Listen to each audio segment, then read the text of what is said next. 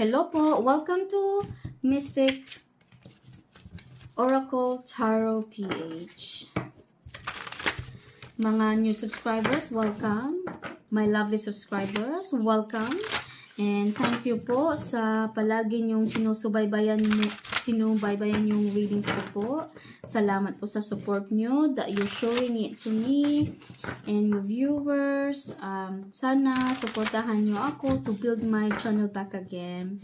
And welcome. Welcome everyone. Welcome. Now, sa totoo lang, ayoko sana mag-reading today.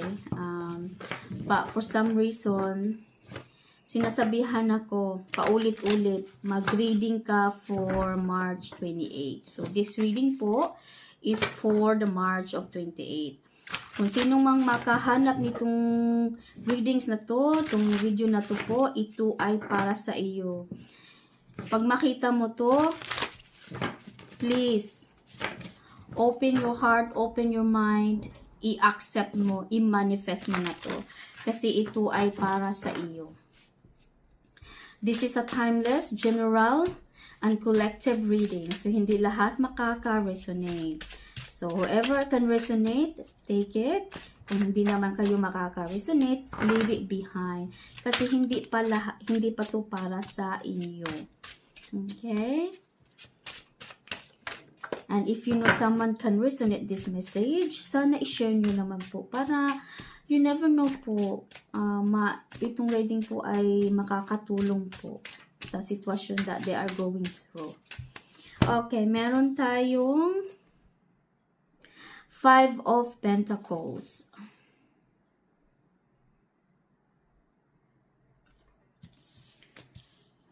Okay. Meron tayong 5 of Pentacles. Meron tayong Death.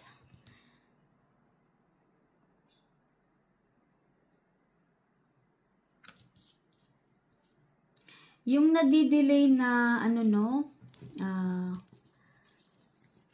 desisyon, plano, pera, matatapos mo na. Matatapos na.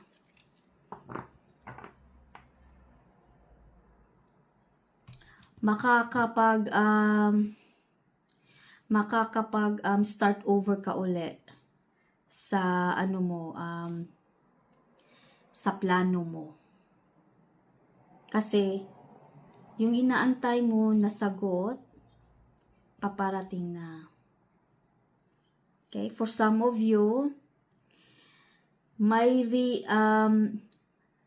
i-re-evaluate mo yung sitwasyon, balikan mo sitwasyon, pero i-re-evaluate mo na to learn it na bakit hindi siya, bakit ang tagal, bakit hindi nag-work out. Parang ganun, yung iba sa inyo. But most of you, kung sino mang makaresonate to, kung sino may-ari ng message na to, no? Yung, inaantay mo, ayan na. Yung mga delays, okay na yan. Ma-receive mo na. Matatapos mo na. Matatapos na ang pag-aantay mo. Meron tayong 9 of Swords. Itong experience mo to, itong mo to, no? What you are going through, you are ready to let it go. You are ready to walk, yung you turn your back pa. You are ready to forget kasi you already been through a lot. Tapos ayaw mo na siyang isipin. So you're turning your back, all of that past. Okay? Sinasabi dyan. Kasi dahil may sagot na ang darating, mag-move forward ka na. At saka may isang tao na going through this kahit na na-solve na siya, you're going back to the past and going to re-evaluate kung saan ka nagkamali. Okay. Yung mga delays dyan, wag ka nang mag-alala. Meron ka na. Matatapos na, oh. Kuha pa tayo. Paano pa ba? Okay. Meron tayong 2 of Wands.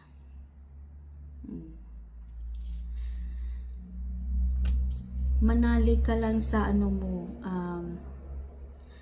Manalig ka lang sa mga plano mo.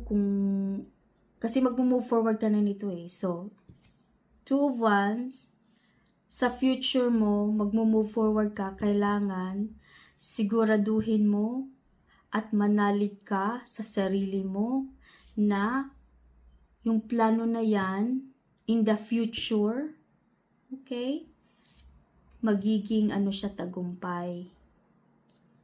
Stable yung plano na yan. Okay, yung sinasabi. 2 of Pentacles. This time, no, kinukonsider mo na siya. Careful ka na sa mga decision mo. Kasi ayaw mo nang balikan yung nangyari sa iyo. Kasi you are already turning your back and you are ready to move forward. Yung isa naman dyan, once na natapos mo na, no, na-find mo na, nahanap mo na, no, na kung ano ang nangyari talaga, what you can do to move forward, ano ka, i-evaluate mo siya. I-reconsider mo siya na balikan yan for the second time. Kung ano man yung decision na yan, ano man yung plano na yan. Okay? Meron tayong 6 of Wands.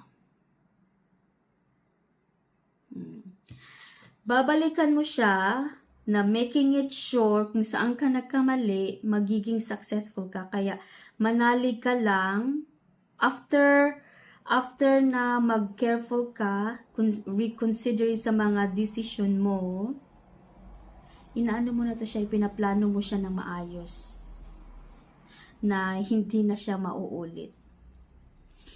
For the other person naman po, nagmo-move ka ng forward, no? Magmo-move ka na eh. Magiging successful ka basta anuhin mo lang yung 2 of Pentacles. Magiging careful ka lang talaga sa mga ano mo, little na mga decision mo. Hindi ka yung padalos-dalos, okay?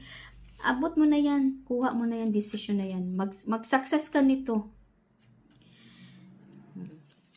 Ang daming Pentacles Meron na naman tayong Knight of Pentacles.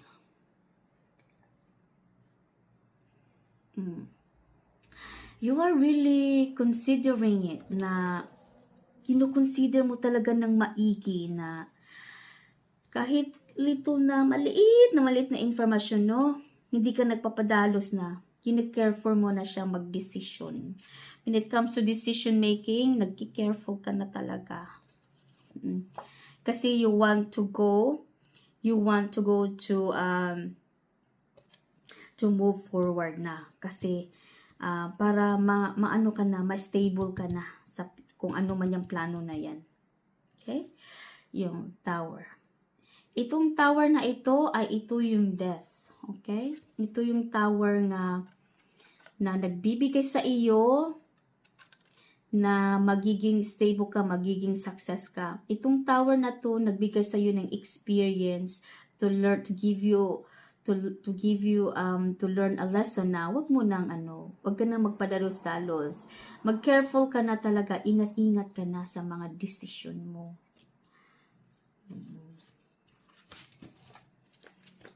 Kung ano man yung pinaplano nyo.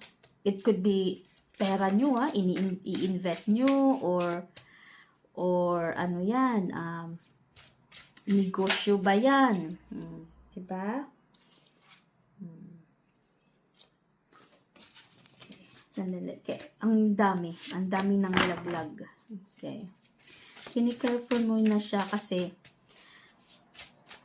ayaw mo nang ayaw ka na magkamali. Of course, oh my gosh, that's too much.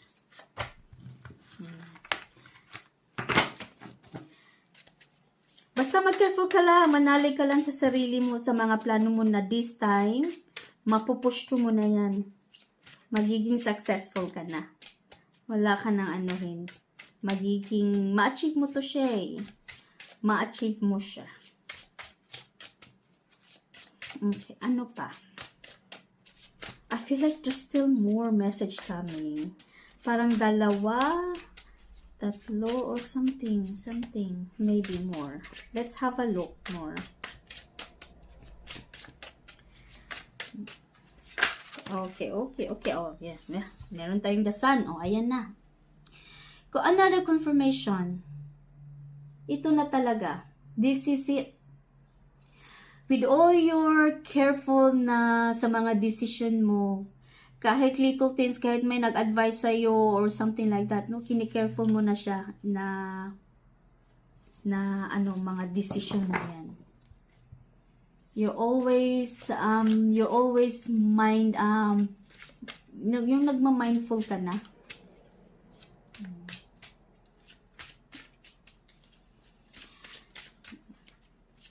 Mabibigyan ka din ng clarity sa mo, yung nagre-re-evaluate na gustong balikan ang problema na yan, no? Yung sitwasyon na yan, na plano na yan, gusto mong balikan. Kasi gusto mo talaga. Pero, with all the careful of your decision, planning, makukuha mo siya. And, nahanap mo siya ng nakakahanap ka ng clarity.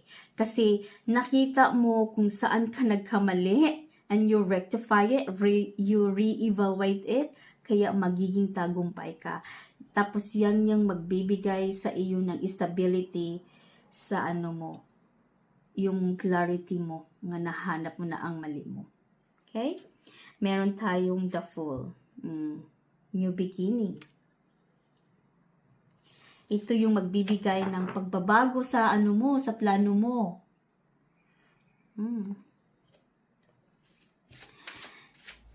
You are also being open, no? Open-minded ka. You're also open with all the, kung may nag-a-advise sa iyo, or you're also open to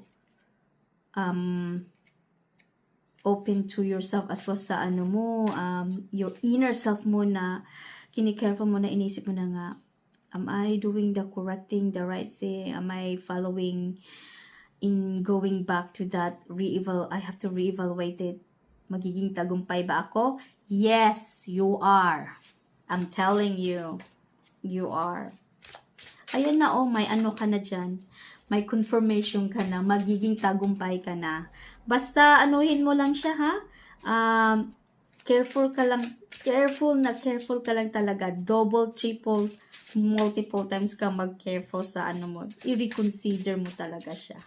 Yung mga decision mo, okay? Kasi ayaw mo nang balikan ang nangyari sa'yo. Diba? You are moving forward. In short, yung dalawang energy na nabasa ko, no? Magmo-move forward kayo. Okay? Wala nang hadlang.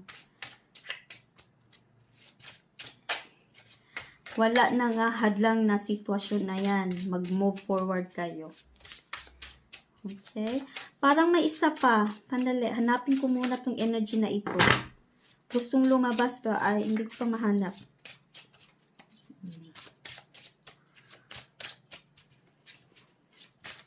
Ayun. Ay, marami din. Diyos ko.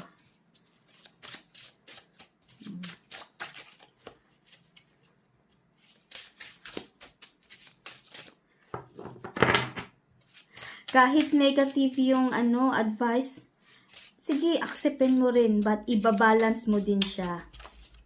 Kung tama ba yan? Tama ba yun? I know na medyo negative yung yung medyo negative yung advice niya, but is it really good thing? Yung parang ganun. Kaya nagiging open ka. Open ka sa sarili mo. You're open to other people as well. Yung ganun. Yung sinasabi niya dito. Okay? Meron tayong Nine of Cups. Ito na yung last message na nararamdaman ko. Ito na yung last na energy na lumabas. O, ito na yung magiging ano mo, security mo. Kung ano man yung plano na yan, no? Yan ang magiging security, stability mo sa future mo. O, ayan ha. Confirm na yan. Sa'yo yan. Sana na nag-enjoy kayo sa reading ko. Kung sino man maka-resonate nito, please comment down below because I am very curious. And when you find this video, please manifest it now. Kasi para talaga to sa inyo, I swear. Kasi ayaw ko talaga itong mag-reading na for the March 28. Ito lang talaga ang laging sinasabihan ako sa isip ko and my heart na do it, read the March 28 kasi itong mensahe na ito, the divine universe want to reach it to whoever is meant to found this reading. I hope you enjoy this reading and I hope that you will always hear from me and support me back my channel again, and I will see you in my next reading. Bye for now, everyone.